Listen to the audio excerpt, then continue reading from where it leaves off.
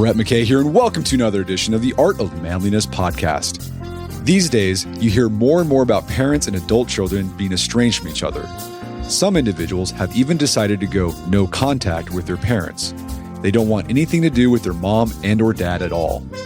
To understand what's behind this phenomenon, today I talked to Joshua Coleman, a psychologist who spent 40 years counseling families and the author of Rules of Estrangement: Why Adult Children Cut Ties and How to Heal the Conflict.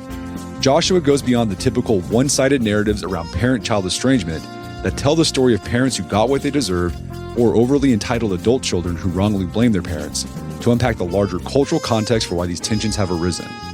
We discuss how society has moved from upholding an honor thy father and mother sense of obligation to prioritizing individuality and optionality, and why, despite the fact we're more child-focused and psychologically aware than ever, familial estrangements are on the rise. We get into the common reasons for estrangement, the role that expanding ideas of what constitutes abuse and trauma an adult child's therapist can play in it, and how much parents can really be blamed for how their kids turn out. And we get into what parents who are estranged from the children can do to reconcile with them. Even if you're not personally estranged from a family member, the discussion of the underlying dynamics influencing all our modern relationships is a fascinating one. After the show's over, check out our show notes at awim.is/estrangement.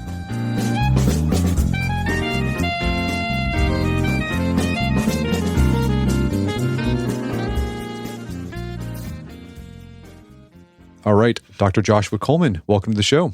Thanks for having me. So you are a psychologist who specializes in working with parents and adult children who have become estranged from each other. And you've written a book about that called The Rules of Estrangement.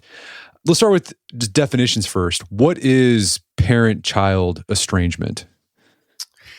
You know, people define it in different ways. The way that I think about it is when there's been a complete or near complete cutoff between the two. So there's, little to no contact. Maybe there's the occasional birthday greeting or Mother's or Father's Day greeting, but otherwise there's essentially no relationship.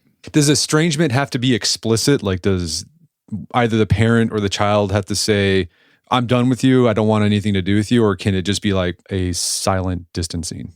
Yeah, sometimes it works that way. I have a lot of parents in my practice where all of a sudden the adult child isn't responding to phone, text, emails. Now they're cut off from social media. Sometimes they move and don't tell the parent. So that's probably not the majority of cases, but those cases certainly exist. So they ghost their parents is what they do. Exactly. Yeah. They ghost the parent. That's right. It seems like more and more adult children are becoming estranged from their parents, because it seems like every other week I see an article about this somewhere or something on social media about it.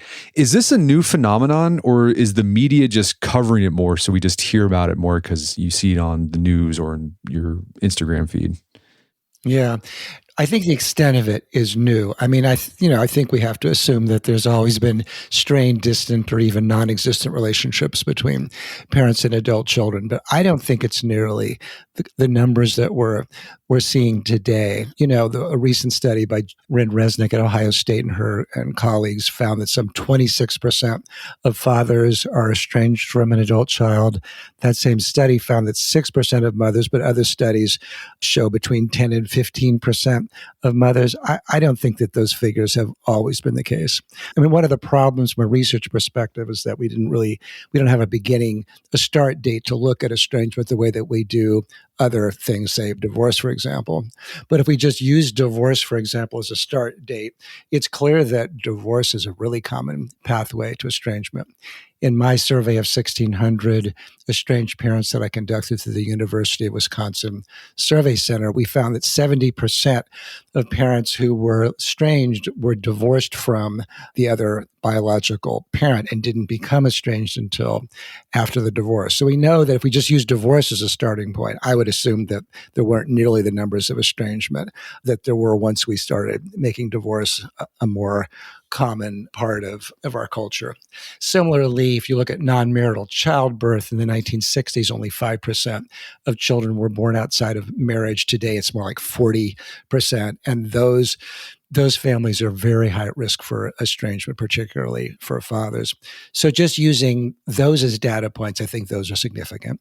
But then you add on to it this identitarian moment that we're at currently, where one's identity is become much more in the foreground, where the moral framework that kind of animated families for millennia, honor thy mother and thy father, respect thy elders, families forever, really in the past century has given way to this much more personal growth, self-esteem, pursuit of happiness framework, where relationships are much more constituted on what the British sociologist Anthony Giddens calls pure relationships, meaning that the relationships that are purely constituted on the basis of whether or not the relationship is in line with my ideals for happiness and growth and the like. And if they're not, then not only can I cut out a parent or family member, I should do it. In some ways, it's an act of existential cowardice not to do that. And I think that that's historically new. Social media is absolutely an amplifier. Rising rates of individualism is an amplifier. So there's a lot of things that I believe are fanning the flames to this. Yeah, the sections in the book where you kind of explore what's driving the increase in estrangement, I thought was really interesting, because you basically bring to the foreground things that have been happening in the background and how it's affecting families. And so that shift that you talk about from the framework of honor thy father and thy mother, sort of the idea of filial duty, that doesn't really exist anymore. It seems like the relationship between parents and children is something different. Right. And particularly in Western societies, I think that is probably not nearly as much the case in, say, South and East Asian countries and probably the majority of areas in the Middle East. So I think that it's mostly a Western phenomenon. I don't know if you've read Joseph Heinrich's excellent book, The Weirdest People in the World, where weird is an acronym for Western educated, industrialized, rich democracies. And one of the things that he found is that in those societies, people are just much more oriented towards their own happiness and identity and personal expression, and much less oriented towards relationships. And that's just not the case in large parts of the world. So we don't have good statistics about estrangement rates in other countries, but in my interviews with people in other countries, I find that it's far less common.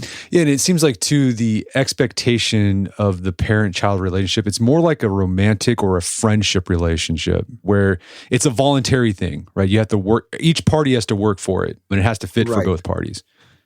And that's exactly right, that it's kind of predicated on the same principles as Giddens' pure relationship, that if it's not in line with my ideals for happiness and personal growth and mental health, then not only can I jettison that relationship, but I should do it. And to not do it is an act of self-neglect.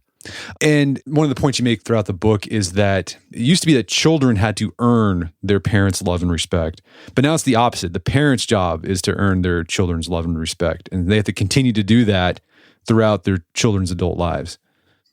That's right. Well, nothing compels an adult child to have a relationship with that parent beyond that adult child's desire to have that relationship. So if the moral framework is shifted around families away from that parents are sort of owed a certain degree of gratitude and obligation and responsibility and respect, and it's much more predicated on whether or not the relationship is in line with the adult child's ideals and standards, that really disempowers the parent in terms of their ability to negotiate the relationship and greatly empowers the adult child. And this is partly a function of smaller family sizes, the role of therapy, that, we used to think that difficulties in life would actually make children stronger. But over the 20th century, we began to develop the idea that children are fragile, that they're vulnerable, that they require a kind of hothouse parenting in order to thrive and succeed.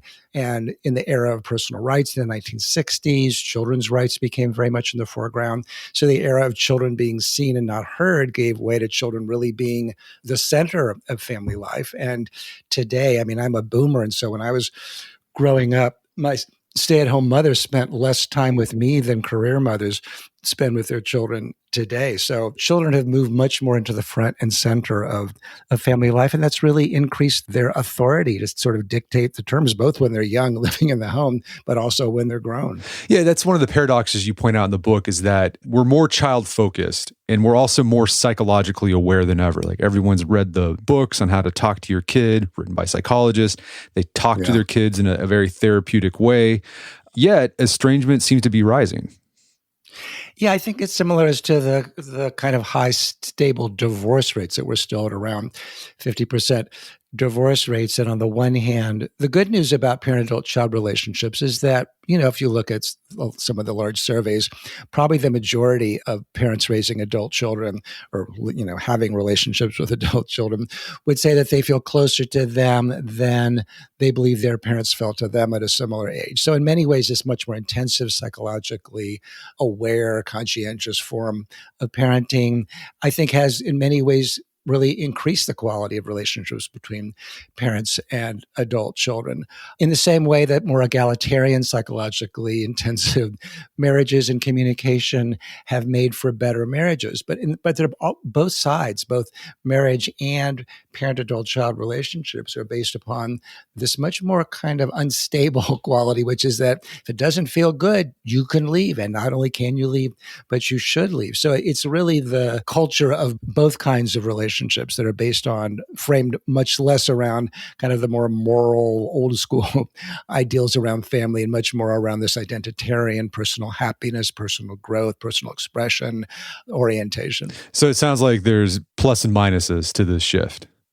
There are indeed, yeah. And it isn't my position that nobody should or can ever estrange themselves from a parent or any other destructive family member. I think in the same way that the liberalization of divorce laws allowed people, women in particular, to be able to leave abusive marriages, I think that our cultural shift that's more supportive of estrangement has allowed adult children who maybe in other cultures or at other times would have felt obligated to stay in contact with parents who are really destructive to their self-esteem or happiness, they're allowed to separate from them. That's the upside. And the downside is that it's so easy to do it that in the same way that making divorce so easy to obtain means that a lot of people who probably could have and did in fact work their way through difficult issues when they were married, when they really couldn't get a divorce or couldn't easily get a divorce, they figured it out. The same similarly with adult children who cut off parents, that with more time and patience and effort, they might be able to work something through with a parent that they now can easily discard.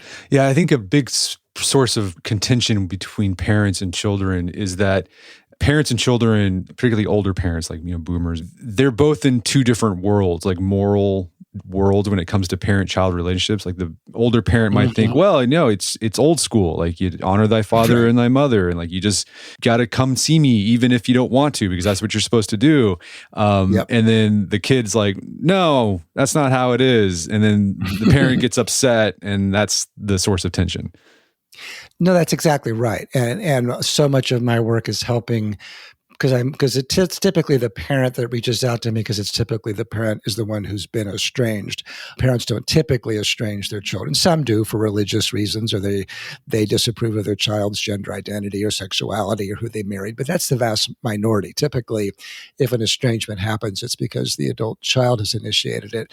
And a lot of my work is helping parents kind of navigate the way that guilt no longer works. That ship has sailed, the way that you can sort of guilt trip your child into contact, or reminding them of all the things that you've done for them. And the other part and parcel of that, I know you had Nick Haslam on your show, and he wrote, I think one of the most important articles to explain this moment on the notion of concept creep.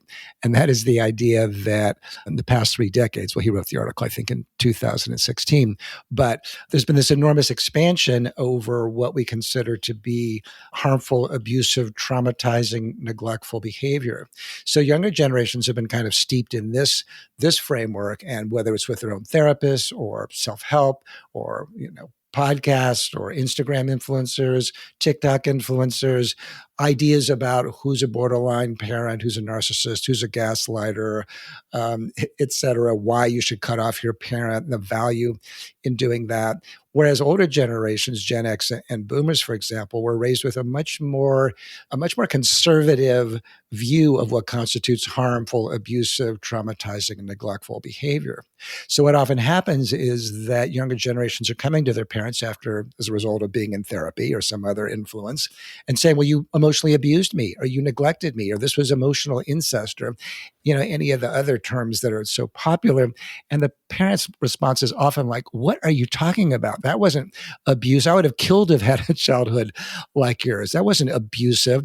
And then, of course, as you can imagine, then they're off to the races. Then the adult child feels really misunderstood. They feel like they've got evidence based on their kind of, culture of information, whereas the parent feels completely disrespected and hurt and misunderstood based on their ideals of what good parenting looks like. So a lot of my work is often helping parents to see how much the ground has changed and really learning how to use the language that their children are using so it's not so incomprehensible to them. Yeah, as I was reading through that section about the shift between duty bound to more intentional relationships between parents and children, it forced me to reflect like what kind of relationship I want to have with my kids. And I think I'm sort of like the new school. Like I don't feel like my kids owe me anything. Like they didn't ask to be born. Even though I've invested a lot of time and energy and money into them, like they've given me meaning and joy and purpose. So it seems like neither of us owe each other anything. Like we both owe each other equally. And when I think about my kids getting older and leaving the house, I want them to come back because they want to and not just out of obligation. I mean, because I just feel like it wouldn't feel good if it was begrudging and they were just visiting me because they felt like they had to. Well, you might not feel that way if that was the only way you could ever see your child or grandchildren again. Yeah. I mean, the people in my practice, the parents and grandparents in my practice are miserable. I did a retreat for estranged parents last year. There's 15 people in the room, and one of the mothers was talking about feeling suicidal. And I said, by show of hands, have anybody else felt suicidal as a result of their estrangement? And every single person raised their hands. Now, those were mostly mothers. I think dads tend to be better at compartmentalizing. But the amount of misery that these parents and grandparents are feeling, I mean, to me, I don't think it's the worst thing in the world for people to show up out of a sense of duty or obligation. I mean, obviously, we'd all rather our children spend time with us because they love us or want to spend time with us or they think that we're so great. But I think if I had the choice between seeing my kids multiple times a year, and they were kind of, assuming that they weren't just miserable, acting miserably towards me while I was here, but if I felt like the only way I could get them to come would be out of some sense of duty and obligation, but they could have a reasonable time. They weren't assholes about it, neither was I, then I would kind of take that deal because it would be better than the absolute immiseration of never seeing them again, which is the fate that's facing so many parents and grandparents today. So I actually do think that adult children owe their parents something. They wouldn't be here if it wasn't for the parent. Neither would they have children if there's grandchildren involved. Now, does that mean that they have to accept abusive behavior? No. Does that mean they have to be as available to the parent as that parent wants them to be, or that the parent can just, communicate as crappily as they want to and be difficult or demanding or whatever? Absolutely not. The parent still has to do their part. They have to show up in this 21st century way, right? They still have to be, somewhat conscientious about how they impacted their child. They have to be open to getting feedback about the way that their parenting may have impacted their child. So I think both sides at the very least, they owe each other due diligence. So an adult child owes the parent the opportunity to work through their issues and to give them the time to do that, to do family therapy, to give them a pathway towards doing that, to see that the parent really did do the best they could raising their child as a result of their own genetics or socioeconomic class or their own childhood traumas or experiences or who they were married to. And there's a certain degree of compassion should be brought to bear from both sides. At the same time, parents have to do a lot of work towards taking responsibility and showing, empathy towards their children for how they impacted them. They can't just say, hey, I did the best that I could, too bad. The parent still has to really be self-reflective and take responsibility and meet this moment where they do have to be much more psychological. In your work, what are the most common issues that cause parent-child estrangement? Sure. I mean, if you look at the adult child's perspective, what they will say is emotional abuse is probably the biggest complaint, values differences, sometimes physical abuse. And that is certainly one pathway. And I do see that in my practice. But it isn't the only pathway. Other pathways are divorce, as I mentioned earlier. That's probably the single most common pathway to estrangement, particularly for fathers. Divorce can cause one parent to alienate the other parent with the child. It may bring in new people that the child has to compete with for emotional or material resources. It could cause the child to not like the new half siblings or step siblings. In a highly individualistic culture like ours, it could cause the child, young or old, to see the parents more as individuals with their own strengths and weaknesses and less as a family unit that they're a part of. That's huge. When the adult child marries, that can be a trigger point if the person that the adult child marries doesn't like the parent or parents and says, choose them or me. You can't have both. That's oddly not that uncommon.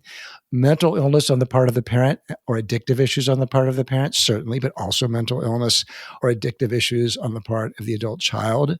Therapy, bad therapy, or therapists who assume that every symptom that an adult child has comes from bad parenting and they support or encourage an estrangement. And finally, because parents have been investing much more in the past 4 decades or so in particular, some adult children don't know any other way to feel separate from the parent than to cut them off. In some ways, they've gotten too much of a good thing. So, in my, since I'm a boomer, parents in my parents' generation probably erred more on the side of being, sort of neglectful in a certain way, dads in particular. But parents of my generation and every generation since, I think if they erred on either side, it was towards being more intrusive, more enmeshed with their children. People have given up on their social, my mother used to play mahjong with the girls every week, and my dad was at the Y playing squash all weekend or golfing, and none of them worried about us feeling neglected. And that has largely changed where children have really become front and center, and people have given up on time with other people or other interests. And, again, it's largely a net gain, but it also means that some kids just get too much of the parent, particularly in the age of cell phone use where there's kind of no escape. I think a certain percentage of estrangements would never happen if the kid could just have had the experience that so many of us had where, we move away and maybe we write our parents, 2 weeks later, maybe we call them collect once in a while. Whereas, for my generation of parents and every generation since, you could just reach your child from any point in the world. And I think that can just be somewhat intrusive for some kids. Yeah. The kid feels suffocated. In order to create some boundaries, there's like, I got to cut you off completely. Yeah, exactly. Yeah. That's true. Boundaries is the single most common word I see in every letter from an estranged child. You need to respect my boundaries. Yeah. Going back to that idea of abuse, you say abuse, whether it's a physical abuse or emotional abuse, that's a legitimate reason to cut off your parents. But as you mentioned with Nick Haslam's work, what constitutes abuse has changed. Like it's expanded. So, things maybe 30 years ago wouldn't have been considered abuse. Now it's considered abuse and a reason for cutoff. Yeah, abuse and trauma. Trauma, I think, is grossly misused and misunderstood. The research on trauma by people like George Bonanno at Columbia or Joel Paris at University of Toronto shows that the traumatic experience doesn't necessarily have the lifelong implications and deformations that we're sort of made to feel like it has. Not to make light of it, but 25% of people may have lifelong issues as a result of traumatic experiences, but 75% won't. And I think our culture does a poor job distinguishing between distress and trauma or conflict and abuse. And I think all of those get kind of blended together, which on the one hand, I wouldn't care, except that so many young adults are sort of using that as a reason to estrange the parent, saying, well, you traumatized me when I was young, and therefore I don't owe you a relationship. And so on the good news again about that is that it sort of provides people with a way to talk about painful experiences and have a social legitimacy in talking about them that they might not have had in other generations. But the bad news is that, yes, it has been so grossly expanded that things that shouldn't really fall under that rubric get called that. And then, with the wrong therapist or the wrong set of information, that person is on the way to cutting off a parent who was very good. I mean, the sociologist Eva Illouz says that today our lives are plotted backwards. What's a dysfunctional family? It's a family where your needs weren't met. How do you know that your needs weren't met? By looking at your present condition. And I like that quote because so many young adults are coming into therapy or into adulthood and thinking, well, I've got depression or anxiety or other serious psychological issues. I need to sort of reverse engineer this and look at my childhood and figure out where the traumas were so I can understand that. And, a certain percentage of them, likely were traumatized, but another percentage aren't going to be. I mean, if we look at the research just on cohort effects, the research of Jean Twenge or Jonathan Haidt, who showed that just the fact that you're a Gen Z, that you're born between 1995 and 2012 roughly, means you're at far greater risk for depression, suicidal ideation, suicide attempts, anxiety. And it's not because parents have suddenly become, worse parents and are traumatizing their kids left and right. It's because of the cohort. It's because of what's happening generationally with cell phones and social media and the like. So I think that parents are wrongly, aggressively blamed in our culture. I think my field does a lot of harm in that regard, and sort of assuming that every adult psychopathology has a problematic, traumatizing parent at its helm. We're going to take a quick break for a word from our sponsors. And now back to the show. Yeah, that idea that you try to make sense of your life backwards. So if your life is messed up and you kind of, okay, I'm going to go to the past and figure out what happened. Well, it was the way I was parented. Right. I've seen this instance in families where one kid, adult kid, is like, well, my life is terrible, and it's because the way our parents raised us as kids. Right. Then they have a sibling who was raised by the same parents, largely the same way, and their life is great, and they feel like, well, I thought the way our parents raised us was awesome. So there's a lot of subjectivity in how people remember their childhood or how they attribute their state in life now to their parents. Yeah, absolutely. And also what their experience was. I mean, one of my things I say to parents is you have to embrace the separate realities nature of family life, that you could credibly feel like you did a good job raising your child, and your child could credibly feel like they wish you had done something different. I mean, even if people are growing up in the same family, they may have very, very different experiences based on birth order, who temperamentally they're more alike between the parents, what was going on in the home at the age that it happened to them. So for to say, constitutionally, somebody's born with an incredibly sensitive temperament, they're going to experience parental irritability or maybe lack of availability, even if it's within normal limits, is far more influential and problematic than, say, a kid who's born with a much more robust temperament. So kids growing up in the same home may have very different experiences of the parents, more based on the kind of temperaments that they're born with than the parents being so different in how they respond. Yeah, I mean, I can see that.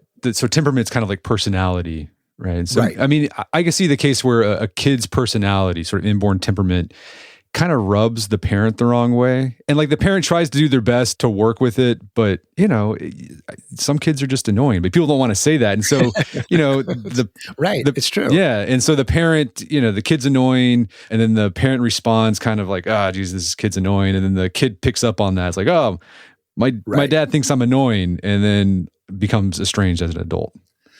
Well, right. And it is true. And, we look at what researchers call the child to parent effects. It's like, what kind of behaviors induce what from parents? So we know that, say, for example, if a kid has ADD, attention deficit disorder, they're just harder to parent because they're harder to organize. They're more distractible. It's harder just to keep them on track. So they may be just much more irritating to raise, from the parent's perspective. And the parent may express more of that irritability, and that child may later in life say, well, you're always so critical of me growing up. And the child realistically may not really even be aware of the challenges that they brought temperamentally into the situation. And then they feel, that the parent really failed them because they didn't really provide them with the sort of more ideal kind of parenting that they feel like they needed, wanted, or deserved. And then, if a parent responds with, well, it's because you were so difficult, then they're just greenlit to the Oh, yeah. towards the path of estrangement.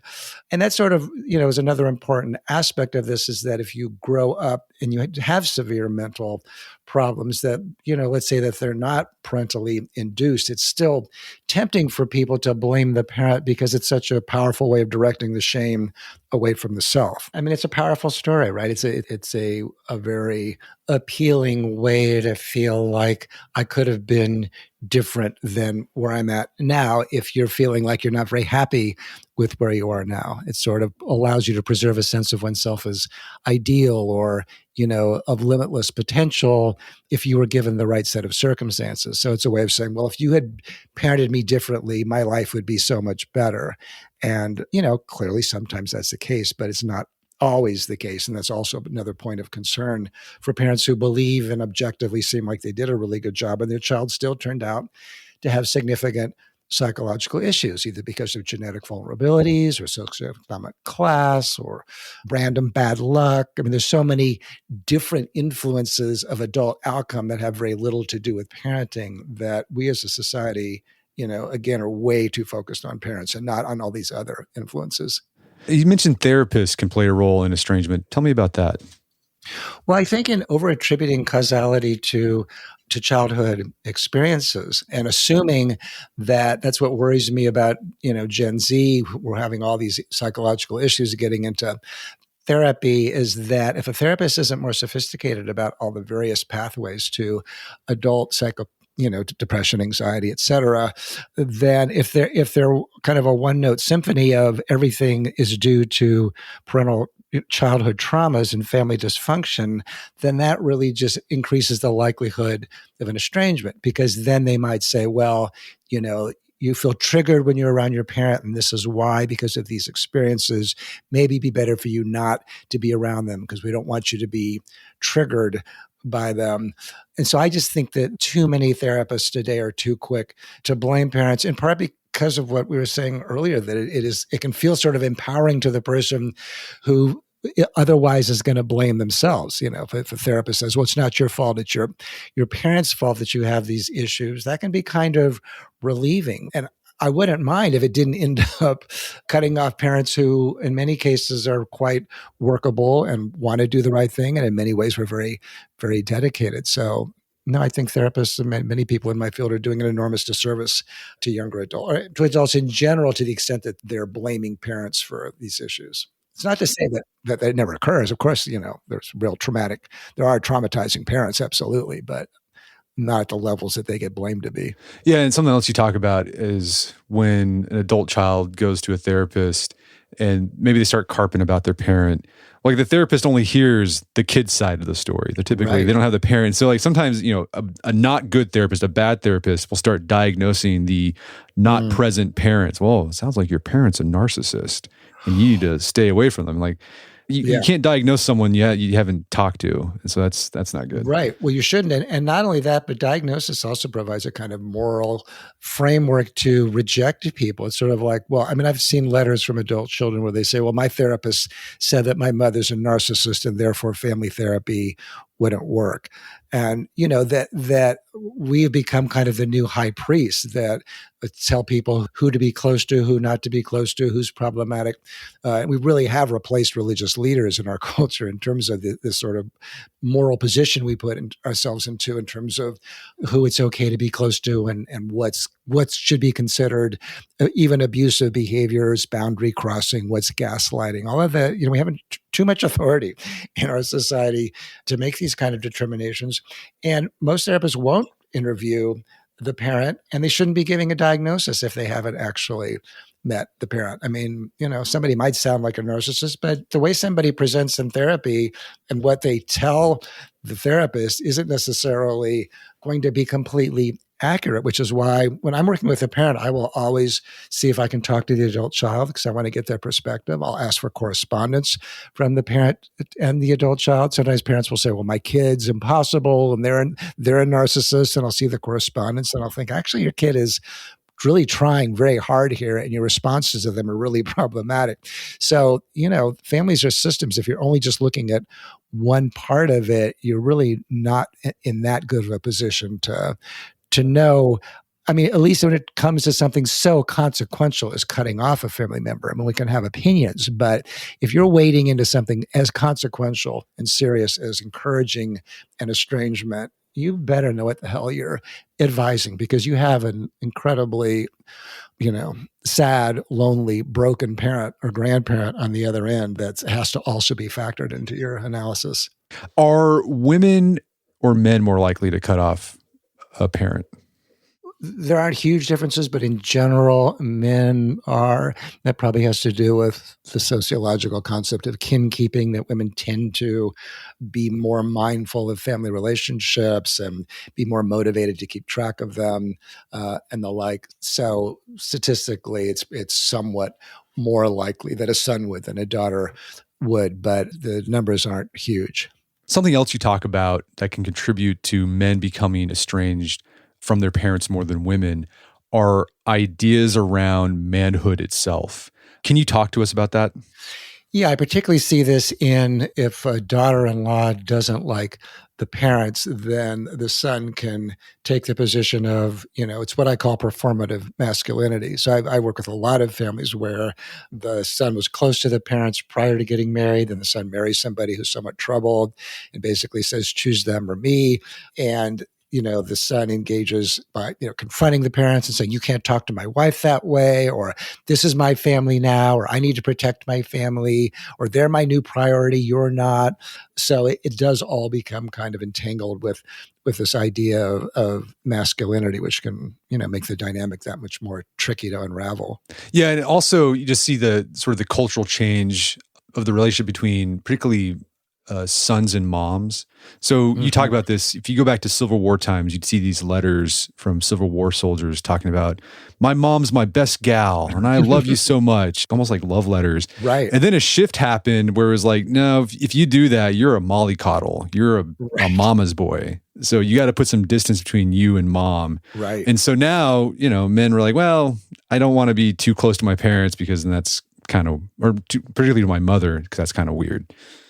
Right. It's considered to be like being a mama's boy is a real epithet. It's not considered, an act of strength and value. It's considered like if you're really close to your mother, then somehow that makes you weak, like you're hiding behind her aprons or something. And you're right, historically that wasn't always the case, that the idea that you're close to your mother, want to be close to her, was considered sort of a strength in earlier periods. So it really wasn't until kind of the early 20th century, and there became more of a concern about masculinity, and that all began to change with Roosevelt's Rough Riders and the like. So. Yeah. And so, a wife can use that. If she doesn't like her mother-in-law or father-in-law, she can use that as kind of like a screw to turn, be like, you need to stay away from them. And if the husband's like, no, I don't want to. I want to have a relationship with my mom's like, well, you're just a mama's boy. Yeah, I think it's very easy to humiliate and shame men around their masculinity. So I think if a wife was motivated to get her husband to either confront his parents or stop talking to them, she says, well, you're a mama's boy, or you're weak, or we're your new family now, and you need to prioritize us, or I don't like how your parents talk to me, you need to stand up to them more. How come you're not standing up to them more? For many men, that would be a very hard message to resist. I mean, some could, but many couldn't. When you work with parents and adult children who are estranged, who gets hit hardest?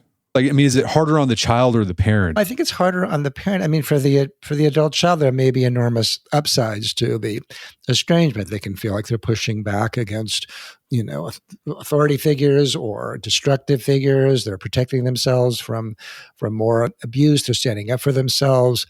They're protecting their mental health. So it's all can be tied to a very powerful narrative of individuation and separation and self-protection and mental health, personal growth, etc. So there's enormous upside for the adult child. For the parent, there's no upside. It's all pain, sadness, loss, guilt, anger, regret. So that also influences who's going to be doing the outreach. I mean, sometimes parents will say to me, well, how come, they can reach out to me? And I'm like, well, are they reaching out to you? I mean, yeah, they can reach out to you, but it looks like if anybody's going to make a move in anybody's direction, it's going to have to be you, because your child wouldn't be estranged unless they felt like it was, had some value to them. Yeah, this is the dynamic in any troubled relationship. It's the person who doesn't want to be in the relationship. They have the power.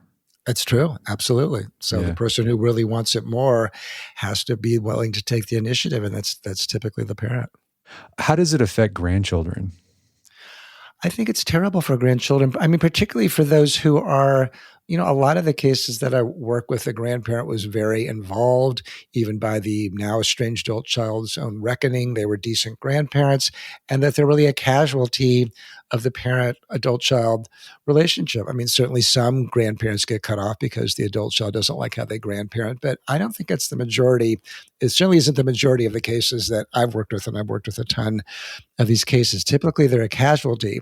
And the way that the adult child often explains it is by saying, well, if it's not good for me and my mental health, and it's not good for my children. And that's just not right. I mean, obviously, if contact with your parent is so disabling to you that, you absolutely can't parent, then probably means you need to be spending more time in therapy if they still have that kind of an influence on you. But you should be able to have conflict with your parent and keep your child's grandparents in their lives if they're good grandparents. Because a lot of parents will say to me, I could maybe tolerate the estrangement from my child.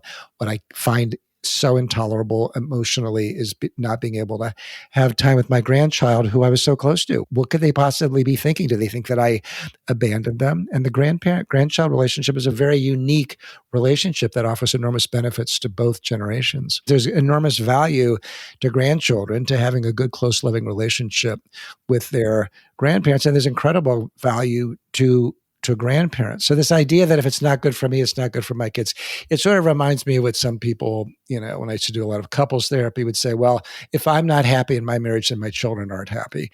And, it depends on how you're expressing your unhappiness. A lot of people are able to contain their unhappiness in a certain way where it doesn't have a deleterious effect on their children. Their children much rather they stay together than get divorced. So I think in our culture, we really overemphasize the importance of our own happiness in terms of the way that it radiates and out and affects other people in the family, children in particular. You advise the parents who want to reconcile with their adult child to write an amends letter. What is that? An amends letter is getting on the same page as the adult child. It's putting aside all defensiveness and criticism and blame and obligation and duty and guilt, and really trying to come at it from the perspective that the adult child is doing something that they feel is really important for them to do and has a lot of meaning to them. And so I always tell parents to start the letter with, I know you wouldn't have cut off contact unless you felt like it was the healthiest thing for you to do. Now, from the parent's perspective, they don't necessarily feel like it's the healthiest thing for them to do, but their adult child wouldn't be doing it unless they did. So saying that is kind of a way of saying, look, I'm desirous of entering into your world and having a much deeper understanding. If there are things that the parents are aware of that really were problematic about their parenting, they should say it in a very straightforward way. Yes, I could see how that was really hurtful to you, or I could see how that was traumatizing to you, and I'm really sorry, and I'm willing to work on that in my own therapy or therapy together, or I can see why that might make it feel unsafe to spend time with me or triggering to you or distant, or why you might be mad at me. I mean, it's just a really deep dive of empathy into the child's experience, because nothing is going to happen unless the parent is able to do that. And if they don't know, and parents don't always know, then they should say something like, it's clear that I have significant blind spots as a parent or person, that I don't have a better understanding, or that I didn't know that felt, emotionally abusive or hurtful or traumatizing to you. But it's something that I would like to learn more about and deepen my understanding and learn how to do better in the future. That could be a hard pill to swallow. Oh, it's a very hard pill to swallow. Yeah, as I was reading that you have to right. I know that you wouldn't have cut off contact unless it was the healthiest thing for you to do. I'm like, I don't know if I could ever sincerely say that, especially if I saw my kid was just doing something destructive with their life.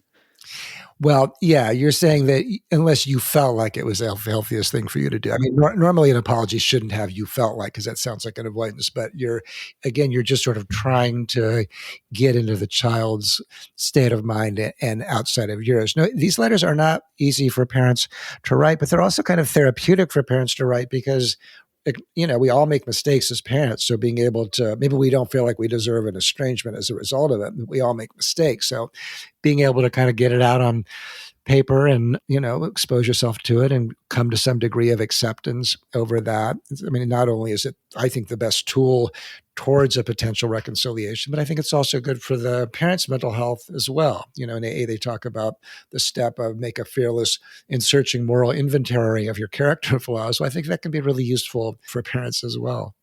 Okay, so it's just it's all about empathy. It's just trying to show that I want to understand where you're coming from, and this may require you to put yourself in therapy speak. You might not be comfortable with that, but you have to see, okay, I understand where you're coming from with this. I mean, can you say I disagree? Like I don't see it that way, and still display empathy?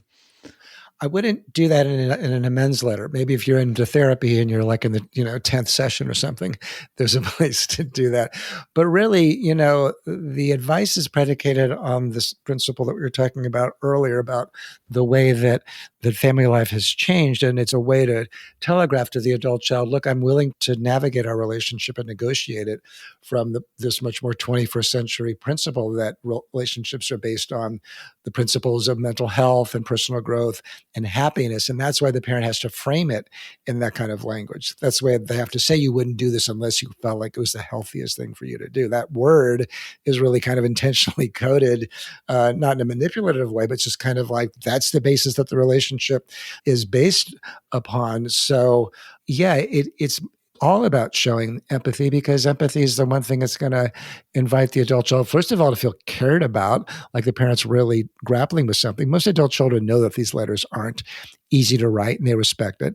Now, that's not to say that they always work, because there's really nothing I can say to any parent that I can say, oh, you know what, if you just do this, your child's definitely coming back to you. There's a lot of reasons why an adult child might not come back or might not be ready to come back anyway. They may be too negatively influenced by who they're married to. Their therapist may be telling them it's a bad idea. They may be too brainwashed by the other parent after divorce. They may still be too hurt or mad at you for things that did happen in the past, and they're just not ready yet to accept an apology. They may need to feel separate from you and aren't really ready to move off of that position. So there's the tools that I recommend are based on a probabilistic model. Probably if you do this, there's a better chance of a reconciliation than not. But there's almost nothing in human behavior that we can ever say with certainty, yeah, you know what, just do this and your kid will come back into your door tomorrow.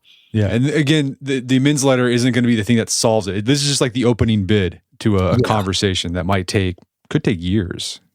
It could. If it's well received, it shouldn't take years, because if the parent is sincere in the desire to learn more and to take responsibility and understand why their behavior impacted their child in the way that they did, then both people are able to communicate honestly and openly about it, then it shouldn't take years. But to your earlier point, that doesn't mean that the parent necessarily is going to be able to disagree with the child's perceptions, or say, well, think about it from my perspective, at least not early on. First, the adult child really needs to feel seen, heard, cared about, and understood. Otherwise, the parent's voice is just going to be too big if they say, well, I don't see it that way, or you're wrong about that, or that never happened. That's just going to shut the door down. And the goal is to open the door and keep it open long enough for some kind of fresh air to go between the rooms. And a reminder, going back to what we said, if you're a parent who has an estranged adult child and, you feel the words getting stuck in your throat as you try to be like, I understand, because you don't believe it. You have to just going back to the idea, like if you want a relationship with your kids, it's up to you to make the first step. Like the kid is probably fine. They got their own family. There's more upside for them for not having a relationship with you. Yeah. So they're in control. So you got to kind of be the one to make the opening bid. Right. It's about humility, not humiliation. I mean, these letters can feel humiliating to the parent, but from my perspective, you're just taking the high road as a parent. We are the parent.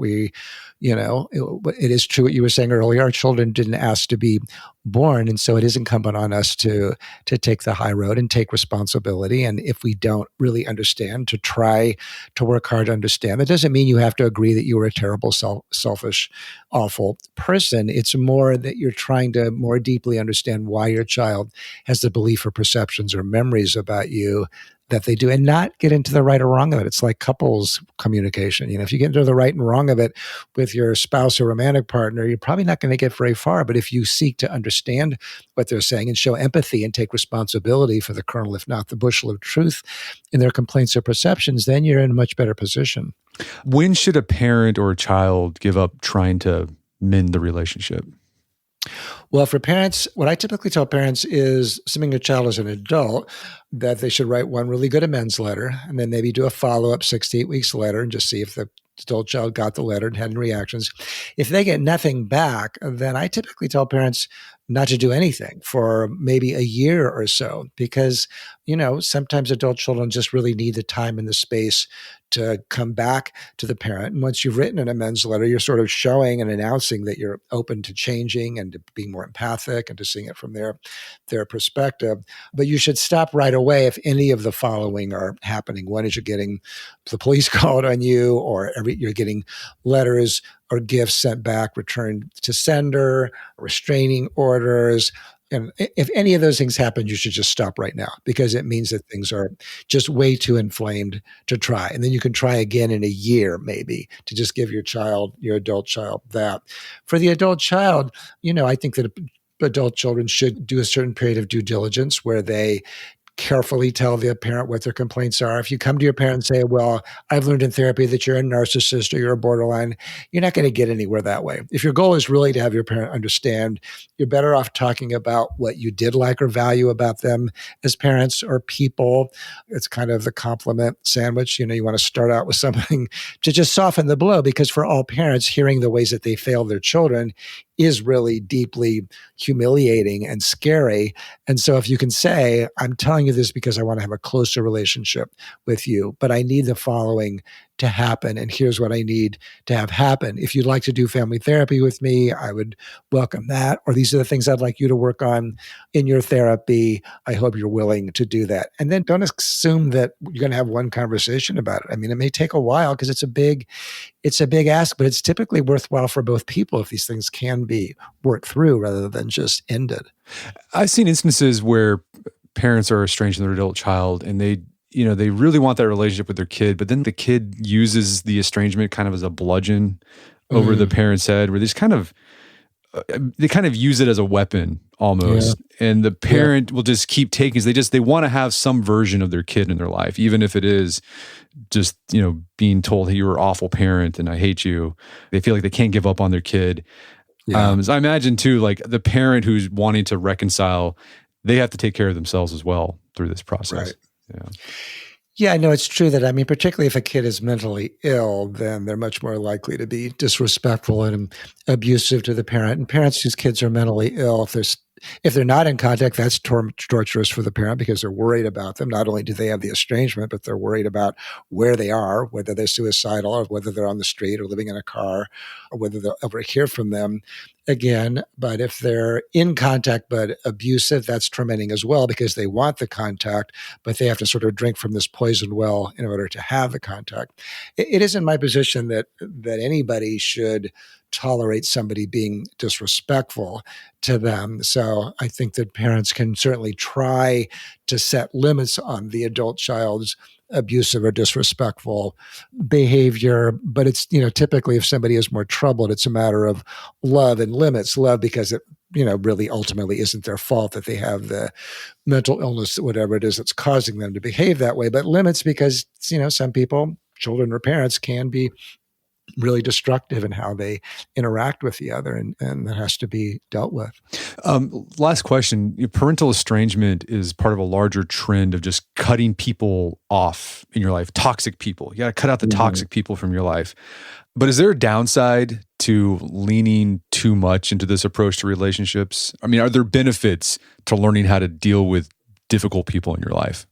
Well, there's enormous benefit to it. In cognitive behavior therapy, what we teach is that you want to be sort of go toward the things that cause you stress and anxiety. And what I often see in the letters from adult children is, well, I've worked hard to get to where I am today psychologically. And if I see you or talk to you, that's going to undo my years of how hard I've worked on myself. And my feeling is like, well, it really shouldn't. You should be able to, if you've worked on these issues for years, you should be able to at least start to engage your parent. I mean, obviously, if they're completely unrepentant and they're abusive and they yell at you and they shame you and humiliate you every time you see them, then, I get it. I couldn't ethically support, an adult child continuing to get into the ring with a parent who's just going to bloody them psychologically every time they're together. But I don't think that those constitute the majority of these kinds of dynamics. So I think there's enormous value.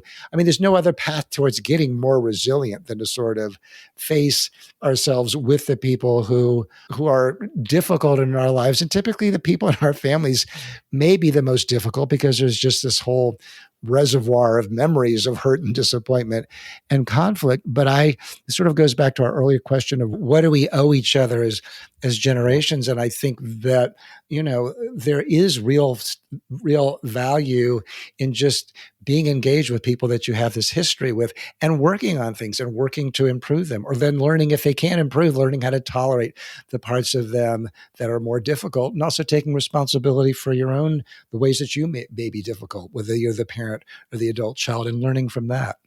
Well, Joshua, this has been a great conversation. Where can people go to learn more about the book and your work?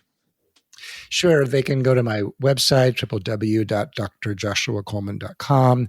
I do webinars every Tuesday night for estranged parents and a free Q&A every other Monday at 11:30 a.m. Pacific. And they can get my book there as well on the website or, at bookstores and et cetera. Fantastic. Well, Joshua Coleman, thanks for your time. It's been a pleasure. Yeah, thank you. It was. My guest today was Joshua Coleman. He's the author of the book Rules of Estrangement. It's available on Amazon.com and bookstores everywhere. You can find more information about his work at his website, drjoshuacoleman.com. Also, check out our show notes at aom.is/estrangement, where you can find links to resources where we delve deeper into this topic.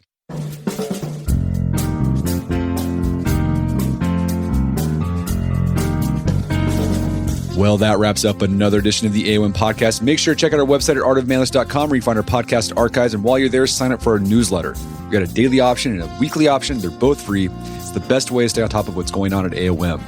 And if you haven't done this already, I'd appreciate it if you take 1 minute to give us a read on the podcast or Spotify. It helps out a lot. And if you've done that already, thank you. Please consider sharing the show with a friend or family member who you think gets something out of it.